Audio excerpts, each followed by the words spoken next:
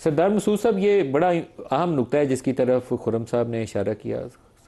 Trump صاحب نے board of peace بنا دیا تھا غزہ کے حوالے سے، لیکن چائنا کا وہ جو اعلامیہ ہے وہ ملکوں کی سالمیت بھی مانگتا ہے، سوورن ان کا جو سٹیٹس ہے، اسی طریقے سے وہ جو بین الاقوامی نظام ہے یو این کے نیچے اس کو بھی مانگتا ہے، ملٹی لیٹرلزم کی بات کرتا ہے۔ تو آپ کو لگتا ہے کہ آنے والے دنوں میں یو این کو دوبارہ جان پڑے گی، چائنا بیک کرے گا، رشیا بیک کرے گا اس پروسیس کو؟ جو 5 نکات ہیں اس میں سے کم از کم جو ہے پہلے 2 نکات کے اوپر عمل ہو رہا ہے۔ انہوں نے کہا تھا کہ فوری جنگ بندی، انہوں نے کہا تھا کہ مذاکرات کا آغاز کریں، تو مذاکرات ہو رہے ہیں کسی نہ کسی حالت میں، اس کو آپ پروکسیمیٹی ٹاکس کر دیجئے۔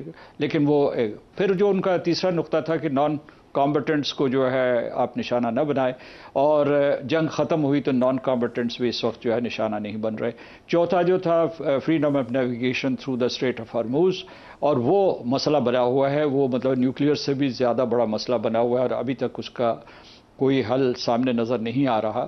اور آخری نقطہ جو آپ نے جس کی طرف اشارہ کیا ہے کہ میں سمجھتا ہوں کہ اگر امریکہ اور ایران کے درمیان کسی قسم کا کوئی معاہدہ ہوگا تو ایران صرف امریکہ کے اوپر اعتبار نہیں کرے گا، اسے گارنٹورز چاہیے، اور وہ گارنٹورز ہیں یہ: ایک سر فہرست ہے چین، دوسرا ہے روس، تیسرا ہے یورپین یونین کے کچھ ممالک ہیں جس میں یو کے، فرانس اور جرمنی شامل ہیں، یورپین کاؤنسل شامل ہے، اور سر فہرست پھر آئے گا امریکہ۔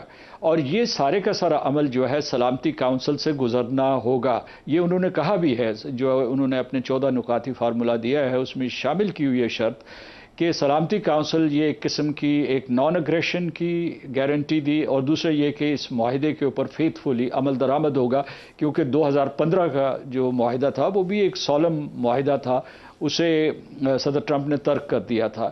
تو اس وجہ سے میں سمجھتا ہوں کہ یہ جو آپ کے سوال کا جواب یہ ہے کہ جو چین ہے وہ اس وقت، اور خرم دستگیر صاحب نے کہا، بھرپور کردار ادا کر رہا ہے۔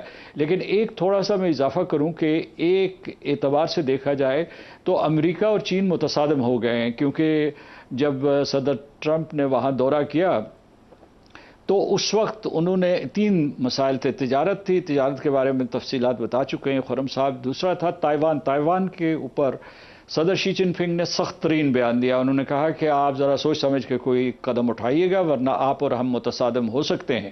اور یہ ایک قسم کی مطلب اس میں جنگ کی طرف بھی اشارہ تھا، اور ان کو کہا گیا تھا کہ کوئی اس قسم کی، حالانکہ جو ہے جو امریکہ ہے اس نے ابھی $11 بلین کی دفاعی رقوم مختص کی تھی اس کے لیے، تائیوان کے لیے۔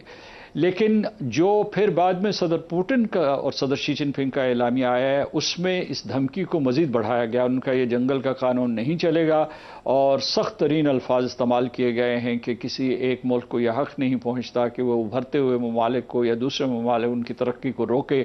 اور اس کا اشارہ ایران کی طرف بھی ہے، کیونکہ جس اعلامیہ کا آپ ذکر کر رہے ہیں اس میں 3 چیزیں جو ہے وہ کہی گئی تھی کہ کسی ملک کی خود مختاری، اس کی جو ہے علاقائی اور پولیٹیکل انڈیپینڈنس کے اوپر حملہ نہیں ہونا چاہیے۔ کہ جو صدر ٹرمپ کا دورہ ہوا اس کے بعد ایک پرانا لطیفہ واشنگٹن میں ہوا، انہیں کہا جی کہ آپ واشنگٹن گئے تھے، چائنا گئے تھے، آپ کو کیا ملا؟